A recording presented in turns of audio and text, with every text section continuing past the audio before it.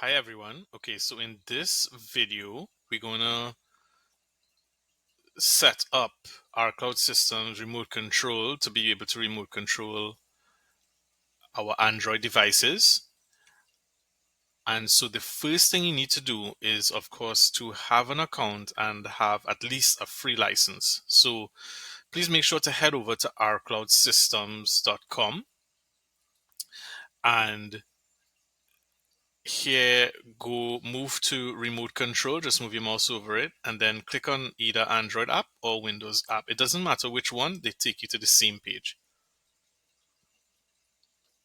And while you're here, make sure to add to cart the remote control software.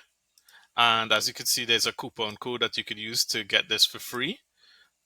So use one free and you should be able to get through, just go through the sign up process and stuff, and you should eventually have a username and a password and also a license from there. And once you are finished with that, make sure to log into the site using customer login. And once you're logged in, then head over to downloads. And in this section, there's 3 files that I want to mention here that you can download. The first file is the remote control APK file, which is what needs to be installed on the Android device that you want to remote control. The second file is the remote control client, which runs on any Windows machine that you might have. And in order for this software to run, sometimes you need to install this .NET Framework 4.8. So I would say try to install the .NET Framework 4.8 first. Make sure that that dependency is out of the way, right? You install that on your Windows machine and then download the remote control client for Windows, all right? And then to begin, after you've done this, downloading the remote control client and installing it on your Windows machine, you want to head over to your Android device. All right, so in this case, we have a Firestick. All right, so this is the Android device I'll be using. And what we want to do is, first thing we need to do is enable ADB on the Firestick. All right, so we're going to head over to settings. You see just on kind of where the profile area is here with that gear icon. And then we head over to My Fire TV. And then we head over to developer options and we make sure to enable ADB debugging and also apps from unknown sources. Okay, those two things must be enabled. If without enabling that, nothing will work. All right. And once you finish doing that, you want to go back to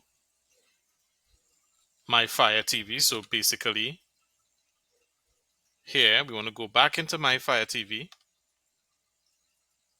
You want to head over to, yes, the About.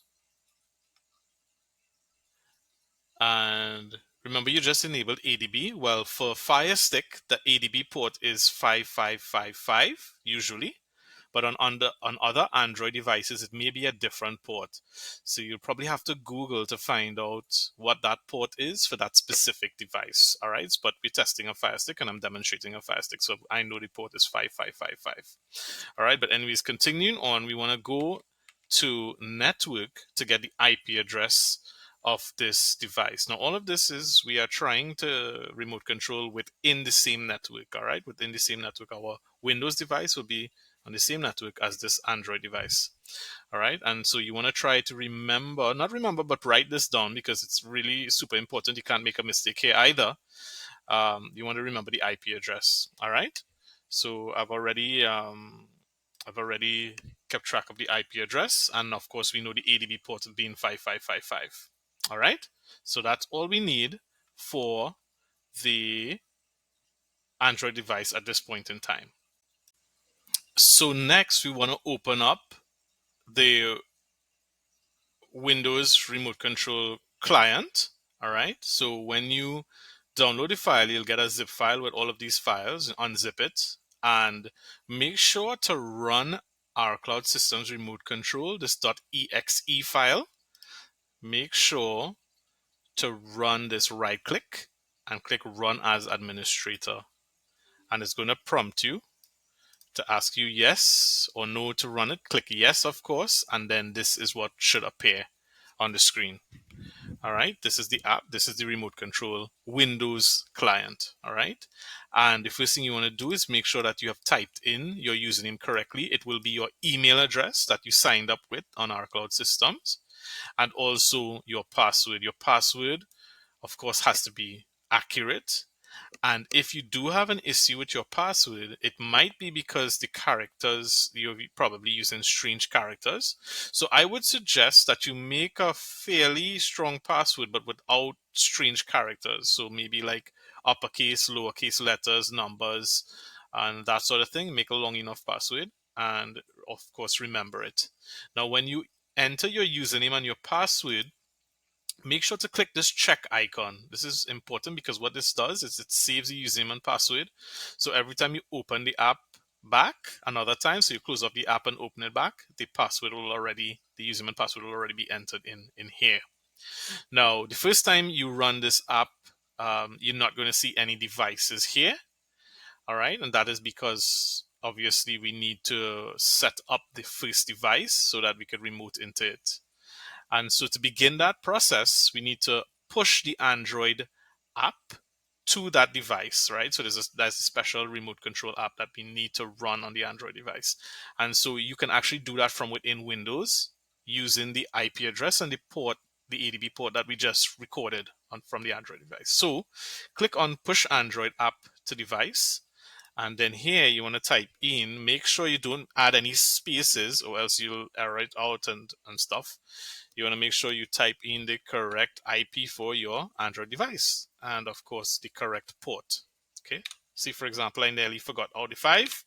Yep. It's important to remember the exact port, the correct port, correct IP, right? And make sure there's no spaces at the end or anywhere in between or anywhere on the start. Okay. No spaces. Okay. All right, and once you do that, then you want to click this button, which is push. And what this will do is it will push the app over to the Android device. So you can keep an eye on your Android device. You should see something happen. All right, but the main thing is when you click push, let's see what happens here. It happens fairly quickly. All right, so you're going to click push. So it's downloading the app, and now it's going to open this window. You're looking out for connected to. So you want to make sure it's connected, and it's going to perform the install. So it's pushing the install to the app, the Android device, that is, right? So the app should now appear running on the Android device. All right. So if you got to that point, that's awesome. However, in the process of doing this, the first time, sometimes on the Android device, you'll get a prompt. And I want to thank, of course, Tech Doctor UK for taking a screenshot of this. So the first time that you might do this, you may see connected. You may not see connected here. But what will happen is you may see ADB authentication failure. That's kind of okay as long as on your Android device, you see a pop-up like this. So you should see a pop-up, right? The first time you do this, if you've never done this before, the first time you do this, you will see this pop-up appear. And this pop-up, right, as you can see, there's a checkbox here. You want to make sure and click always allow from this computer. If you don't do this, there's a chance you may have to factory reset your device, which is not something we want to do, right? That'll be horrible. So you want to make sure to click always allow from this computer. You make sure that checkbox is checked, and then click allow. Do not make the mistake to click cancel. If you click cancel, there's a chance this pop-up will never appear, and you'll never be able to authenticate without factory resetting. So you don't want to do that, all right? Because you lose all your apps and stuff like that. So you want to make sure to click always allow from this computer. Click allow. And then once you click allow, right, nothing will happen. You'll go back to your normal home screen on the Android device. All right. And then on the same Windows device, I want you to close off this window that we just saw that made the pop-up. Yeah, we're going to close it back off. And we want to click push one more time. And when we do that this time it should show connected. Okay? This time it will show connected and it will perform the stream, which means it will install the app on the Android device. And then it will also, this is telling you that it's opening the app on the Android device. So when you look at your Android device screen, what you should see, if the screensaver is not on, of course, is what you should see is the app running on it. Okay, so on the Android side of things, the Android app, this is what it's going to look like, okay? And as you can see, the license key will be empty, the device name will be empty, and actually what you're supposed to see here is invalid license key, right? Because if there's no license key, what you'll see is invalid license key. So that's likely what you'll see here. Don't be alarmed, that's quite normal, and don't worry about the warnings too. That stuff will also be fairly normal as well. All right.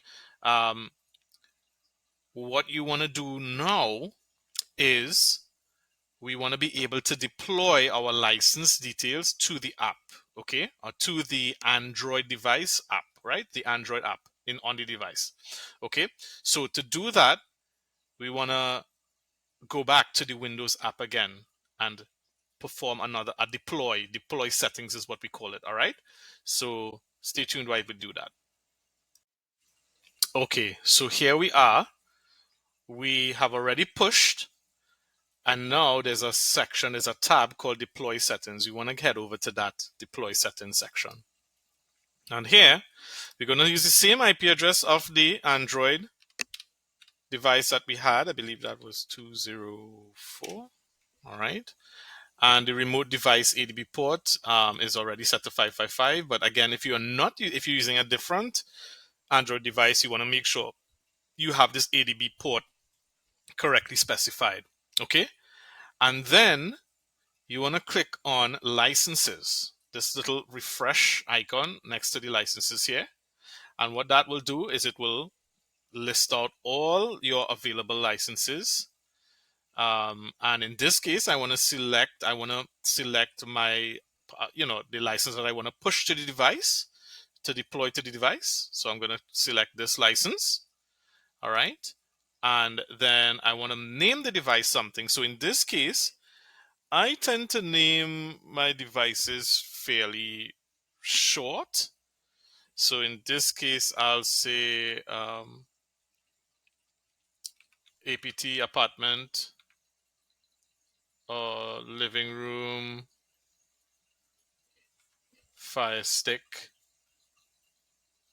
4K. All right, I'll take out the APT dash. It doesn't, yeah. The main thing is that you want to try to make sure that this name doesn't have any spaces, and of course don't use any strange characters here. All right, to make it easy and to make it work correctly. All right, and then of course you want to make sure that you set the ADB port again. So the ADB port is 5555, which is fine. All right, and then what we're going to do is we're going to click the deploy button, but just double check, make sure everything looks good. All right, everything is entered correctly. There's no spaces, Make sure there's no spaces, or else we're going to have connection issues. All right, make sure there's no spaces anywhere there. All right, and then we're going to click deploy. And when you click deploy, another window should appear, and this window says connected. It says continue, and it says it's sent over. All right, I think it was sent over. We'll have to double check that. Okay. Okay, so for some reason, the first time there was an error. I noticed it did not connect and send, but then all I did was closed off this window and clicked on deploy again, and then the window appeared again, and this time, as you can see, it was connected.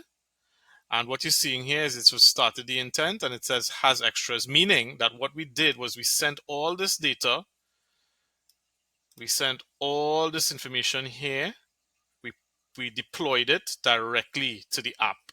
So when you look at your Android screen, the app should be visible now, and in the fields you should see this information that you had put in.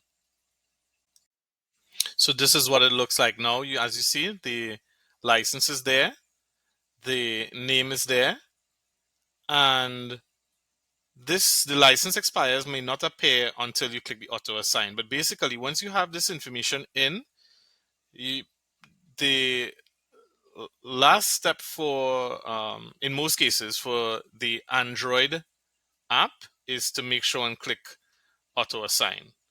All right, so we're going to do that. We're going to click auto assign, and what that will do is it is supposed to actually it's supposed to update.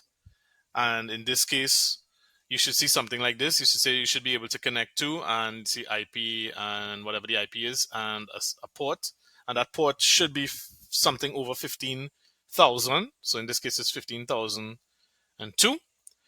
And that means you have successfully created a record. So what a record, I'll try to explain a record, but we have to head back over to the Windows app now.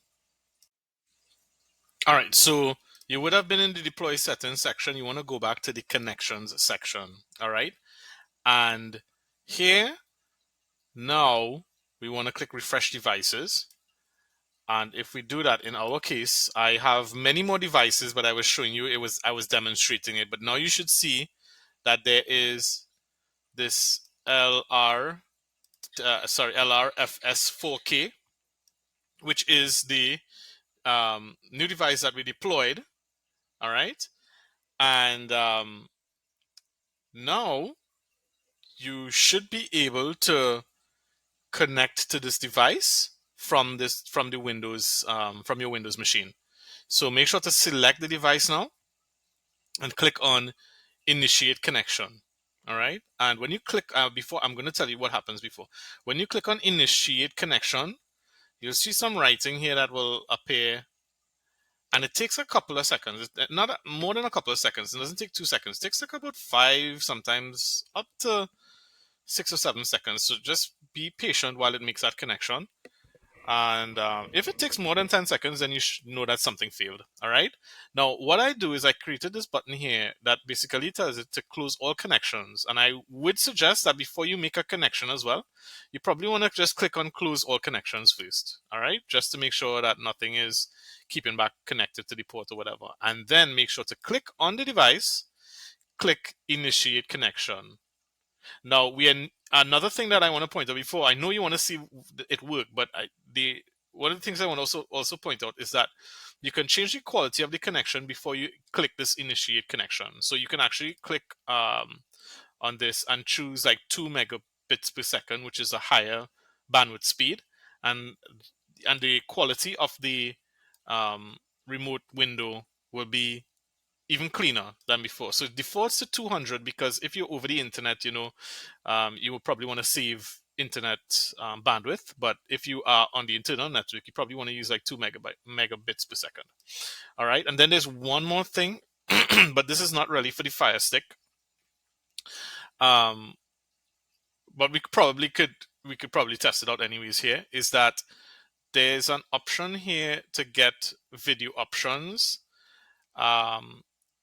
So for example, if you click initiate connection and then you see a blank window appearing, like a window appears but it's completely black, you probably want to close off that window, click close all connections, get video options, and then choose one from the drop down list that appears here. All right, in this case I don't have to do that in this case. All right, so just to keep things clear, you just make sure to click the 2 megabits per second, make sure to select the device that you want to connect to, and then click initiate connection. Of course, it says it's online, right? So we're going to do that.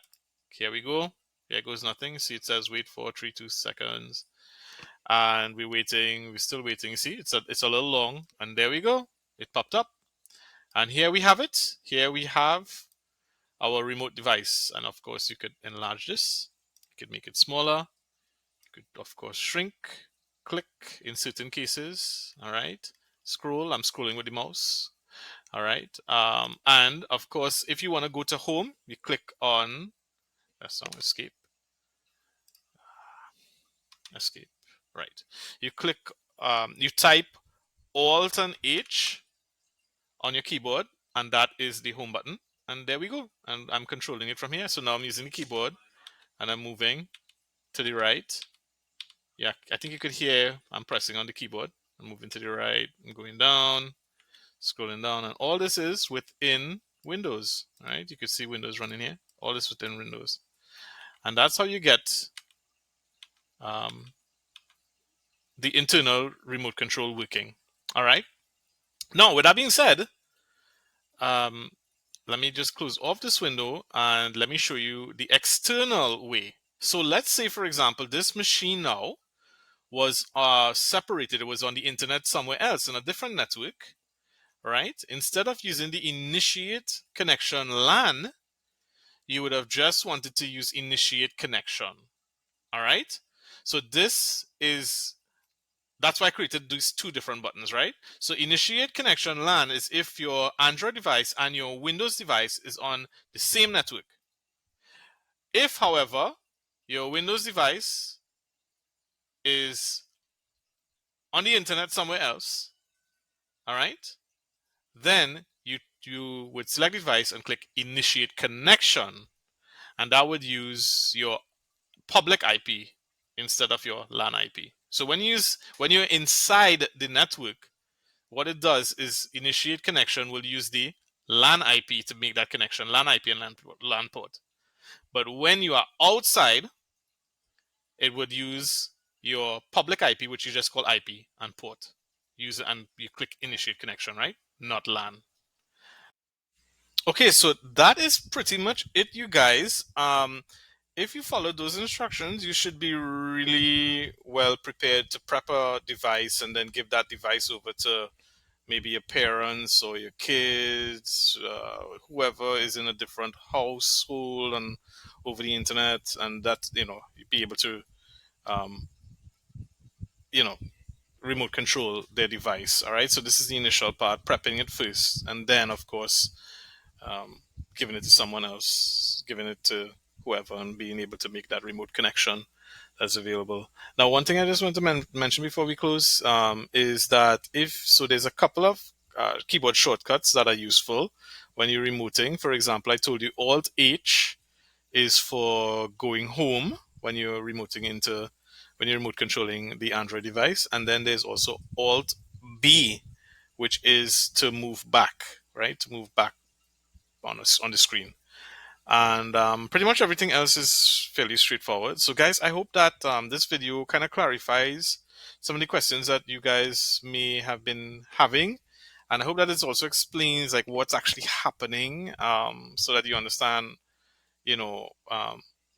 what's actually what's actually taking place, and the order in which it needs to take place. It's very important that the order that you do this is important, and of course make sure of course to pause the video and do it piece by piece. And I'll tell you, you just do this a couple of times and it becomes second nature. And this video probably took quite a while to do, but if you could probably do this within less than 2-3 minutes or so, right? So that being said, thanks so much guys, and I look forward to serving you guys. So enjoy, and of course, your feedback is appreciated. If you have any ideas on what would make it even easier, I could try my best to adjust things and make it even better for you guys. So that being said, hope you guys have a wonderful day, and hope you guys enjoy Remote Control by RCloud Systems. Take care. Bye-bye.